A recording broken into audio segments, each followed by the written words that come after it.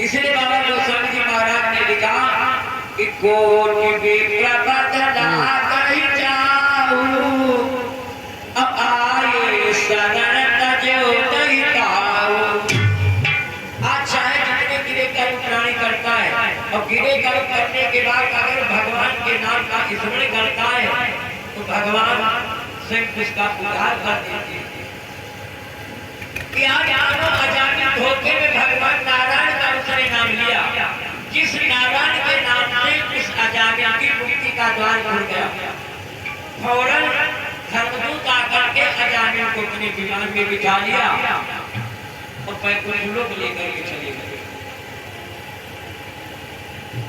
आज उसी समय अवधूतों ने जाकर के धर्मराज से सवाल किया, महाराज आपको मालूम पड़ता है अंकुर में पापियों की मांग हो रही है।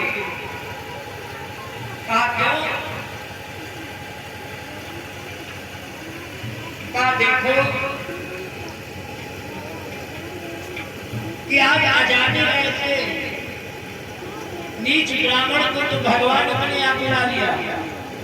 धर्मराज ने कहा भैया इस घटना का पता तो लगा लेते, लेकिन इसके उद्धार में मूल नाम तो नारायण का कहलाता है। अगर उसने थोड़ में नारायण का नाम ले लिया है, उसी शक्ति के द्वारा उसकी मुक्ति का द्वार खुल गया।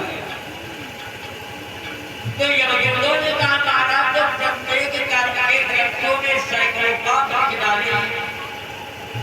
अरे महाराज सीधी बात क्यों नहीं कहते, जी चाहे तो कर्म किया करें और 10-5 रोज के फुर्सतों को राम राम कह लिया करें। धर्मराज ने कहा इसीलिए लोग सभी लोग नासिद कहलाते हैं, जो हट से अधर्म करते हैं उनके लिए जान बिछाते हैं। देखो दुष्ट जीवन से मुक्ति पा जाएगा। इस प्रकार से भगवान के नाम की इतनी बड़ी शक्ति है, अगर सच्चे मन से प्रभु का नाम लिया जाए तो भगवान अपने भक्तों की रक्षा करते हैं। श्री सुखदेव जी महाराज ने कहा राजन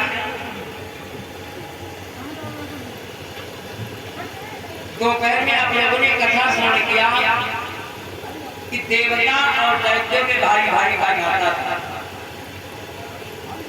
जो कि दिति रानी के गर्भ से दैत्यों का जन्म हुआ, आदित्य रानी से देवताओं का जन्म हुआ। आज देवतागण जब दैत्यों का व्यवहार सह न कर सके तो अंत में भगवान के पास देवतागण जाकर के पुकार करने लगे कि प्रभु आप तो जानते होंगे कि देवता और दानों में भाई भाई का नाता है, लेकिन ईर्ष्या और स्वार्थ में पढ़कर के भाई जो भाई को खाता है। इसलिए हम आपके पास आए, ऐसा कौन सा देवता है जो नित्य मार खाता हो?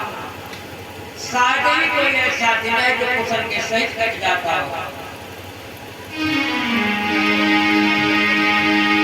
आज भगवान ने कहा देवता देखो रोने से काम नहीं चलता है, तुम लोग दैत्यों से जाकर ज्यादा होकर के रोजाना पीते जाते हो,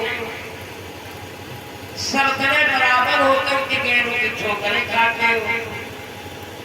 अपने सतर्कों की रक्षा है लेकिन किसी में लगन नहीं है, बल है, विद्या है, शक्ति है, लेकिन आपस में तुम लोगों में संगठन नहीं है। क्यों? कहा देखो जब तुम्हारा भाई मारा जाता है तब तुम लोग उसके पास नहीं जाते हो। अगर तुमसे मदद मांगता है तुम लोग अपने प्राणों को बचाते हो। अगर जाओ, अगर तुम लोगों की शक्ति एक हो जाए तो दुश्मन की ताकत नहीं तुम आज हवा दिखा सके। देवताओं ने कहा प्रभु आपकी हर बात तो ठीक है, लेकिन हमको केवल हरि कहलाते हैं और दैत्यगण जो शक्तिमान है वरदानी कहलाते हैं। तो भगवान ने कहा यहाँ पर मत रो, सबसे पहले आप में जाकर के संगठन कर।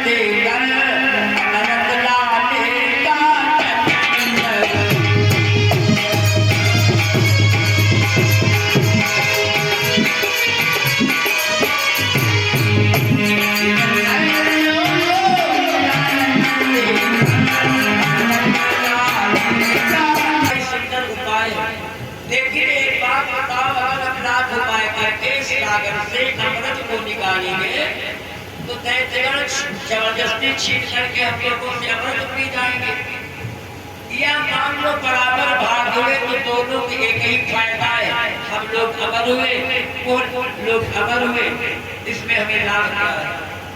भगवान ने कहा देवताओं देखो अभी अमृत का तो कहीं परिणाम नहीं है, लेकिन अमृत के पीने की बात जो पहले जोड़े ये काम हमारे ऊपर छोड़ दो। आज ये सोच करके आपस में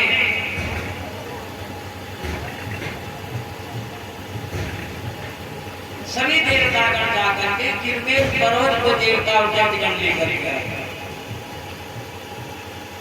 आज भगवान जब कच्छप का रूप धारण किया, कच्छप का रूप धारण करके समुद्र का भार संभाल गए। शेषनाग को उसी पर्वत में निकला करके रस्सी का काम निकाल दिया।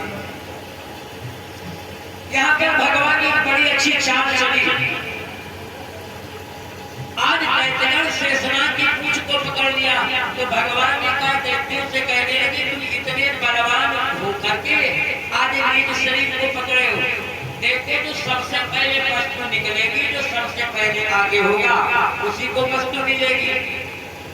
आज भगवान की चाल चली तो दैत्यगण शेषनाग की पूंछ को छोड़ दिया और शेषनाग के फन को पकड़ लिया। आज जब शेषनाग के फन को पकड़ लेते तो भगवान ने देवताओं को इशारा किया, शेषनाग की पूंछ को पकड़ लिया। यानी ढेरों औषधियां ला करके कोने कोने भरने लगे। शेषनाग की ज्वाला से दैत्यों के शरीर जल करके मलिन होते जाते हैं।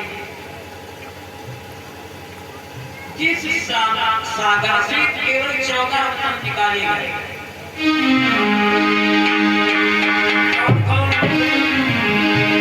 श्री मणि रंभा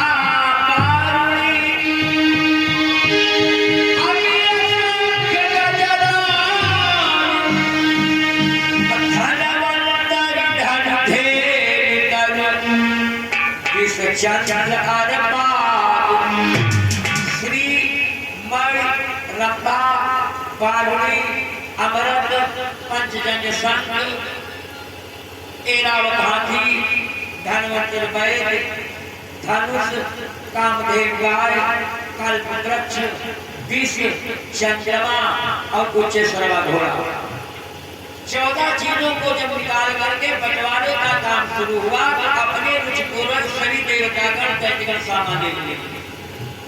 लेकिन जितने समय जहर का नाम आया तो जहर का नाम सुनकर के देवताओं ने कहा अगर जहर इसी प्रकार से छोड़ दिया जाएगा तो जिस जहर की ज्वाला से संसार रहने नहीं पाएगा, साथ में खत्म हो जाएगा।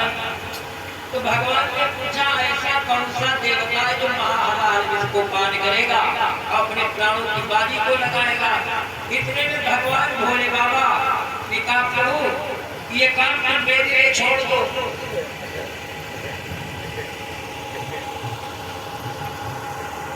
आज क्योंकि भोले बाबा परीक्षित ने पूछा तुमने सागर का मंथन कराया क्या किया? श्री सुखदेव जी महाराज ने कहा नारद एक बार आदिशक्ति जगदम्बिका भवानी गौरा सागर पर जल भरने के लिए गई। गौरा के रूप को देखकर के समुद्र मोहित हो जाता है और कहता क्या है छोटे से भजन के रूप में सुने